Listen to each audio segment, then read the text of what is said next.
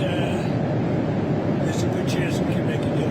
Mr. President, on Venezuela, can you tell us more about why the airspace above Venezuela should be considered closed? Because we consider Venezuela to be not a very friendly country. They sent millions of people, really, and probably a number in excess of that.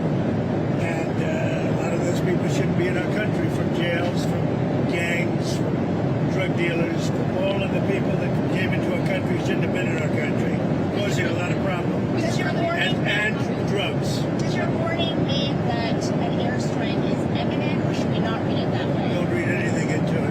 The New York Times reported that you had a phone call with Honduran. Did you? I don't want to comment on it. The answer is yes. And can you tell us a little bit No, about I can't do that. Mr. Would you say it went well? I wouldn't say it went well or badly. You think so? Can you talk a little bit about the strikes and the controversy around Secretary of Defense Pete said? I don't know anything about it. He said he did not say that, and I believe it. So you don't know if there was You're talking about the two men? the second strike to kill the two men. He said he didn't do it. He said he never said it. Would you be okay with that if he did? He said he didn't do it, so I don't have to make that decision. What do you- Mr. You've made so clear how you want to keep drugs out of the U.S. Right. Can you explain more about why you would pardon a notorious drug trafficker, Well, I don't know who you're talking about. Which Juan one? Orlando Hernandez? Well, I was told, I was asked by Honduras, many of the people of Honduras, they said it was a Biden setup. I don't mean Biden. Look, Biden didn't know he was alive. But it was the people that surround the Resolute desk, surround Biden when he was there, which was about very little time. And the people of Honduras really thought he was set up, and it was a terrible thing. He was the president of the country. And they basically said he was a drug dealer because he was the president of the country. And they said it was a Biden administration setup. And I looked at the facts and I agreed with them. What evidence did you share that he was set up and that he wasn't? When you take a look, I mean, they could say that you take any country you want. If somebody sells drugs in that country, that doesn't mean you arrest the president and put him in jail for the rest of his life. Mr. President, can I just clarify? Do you think the That U.S. includes this country, okay? To be honest, I mean, if somebody does something wrong, you put the president of the country in jail. They said it was a Biden setup. It was a Biden administration setup. And you have a big race going on this week, next week. I think it's going to be a very important race. It'll be interesting to see Honduras. That's what you're talking about, right? Correct, yes. Yes, ma'am.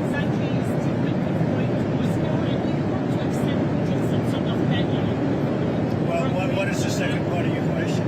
No,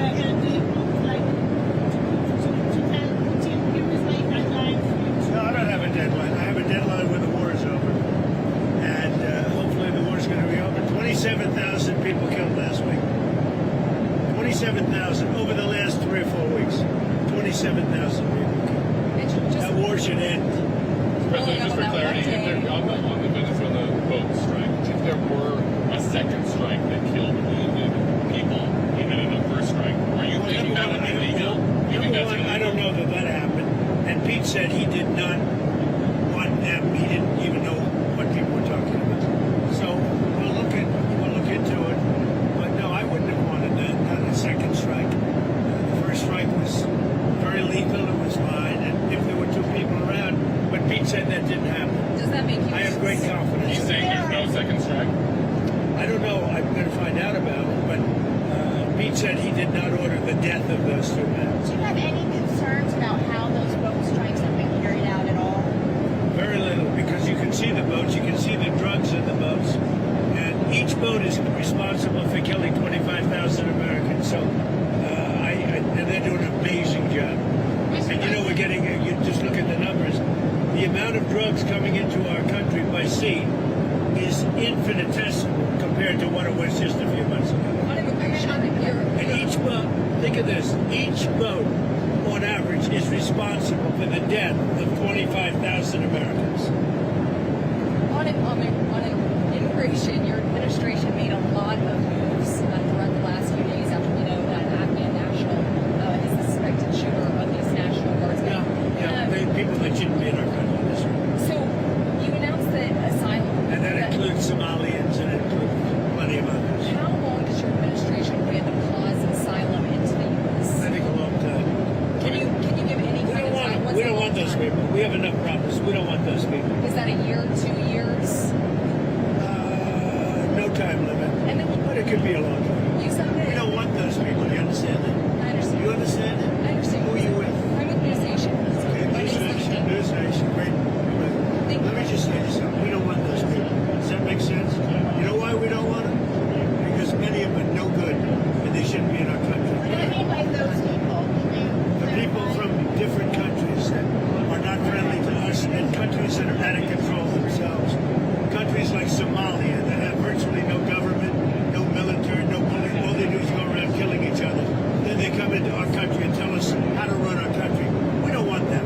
Are you talking? How You many talking? countries roughly? You gotta talk up. She said how many countries? Is there a list? Well, I guess we gave you 19, right? Okay. There's probably more than that. Is that what you mean when you mean third world countries? Those 19. No, I don't think they're all third world, but in many cases they are third world. They're not good countries. They're very crime-ridden countries. They're countries that don't do a good job. They're countries that don't register from the standpoint of success. And we frankly don't need their people coming into our country telling us what to do. And you talk about I'm talking about denaturalization. like Somalia, where you have a congressman goes around telling everybody about our Constitution, and yet she supposedly came into our country by marrying her brother.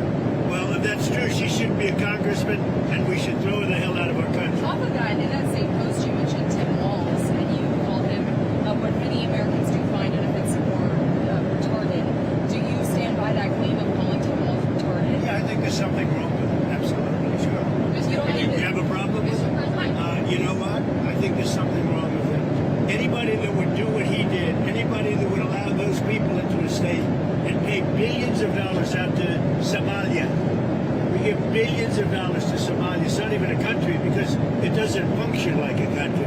It's got a name, but it doesn't function like a country. Yeah, there's something wrong with Walz. Mr. President, you said that you might denaturalize some American citizens. Can you talk You about mean people that are in here that shouldn't be here? that became Americans? Are you Well, trying to we'll see. revoke I their mean, yeah, if we have criminals that came into our country and they were naturalized maybe through a fight or somebody that didn't know what they were doing.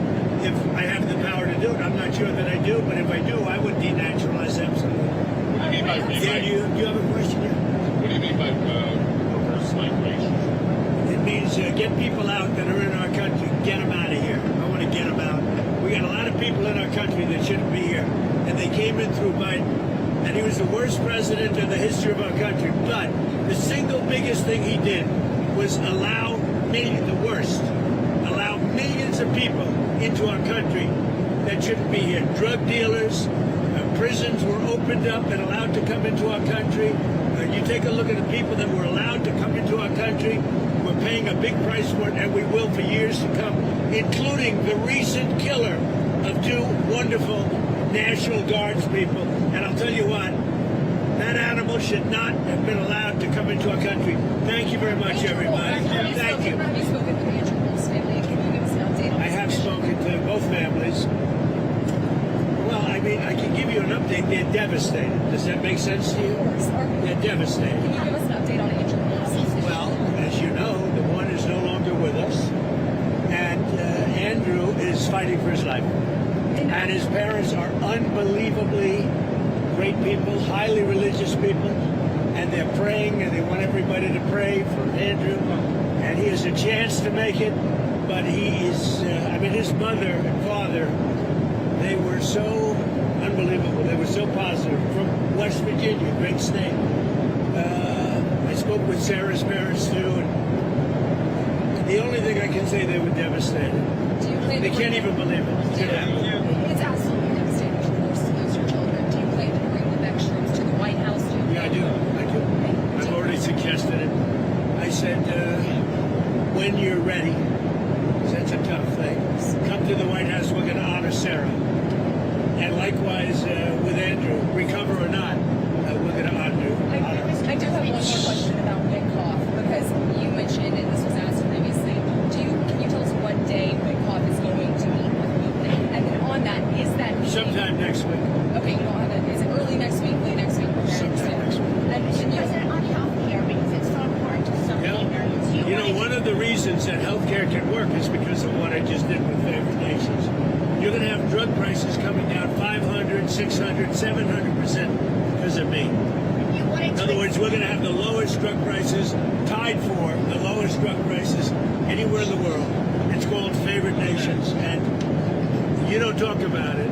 It's probably the biggest thing to happen in medicine in the last 100 years, and it can have a huge impact, positive impact on pricing for healthcare. Are you any What closer about- on that what about decision extending on picking a new Fed chair? Are you any closer on that right now? I know who I'm going to pick. Oh, tell us. Kevin Hassett? I'm telling you, we'll be announcing it. Thank you very much, everybody. Thank you, Mr. President. This is a rocky It's flight. a rocky one. We're going to get out of here before something happens.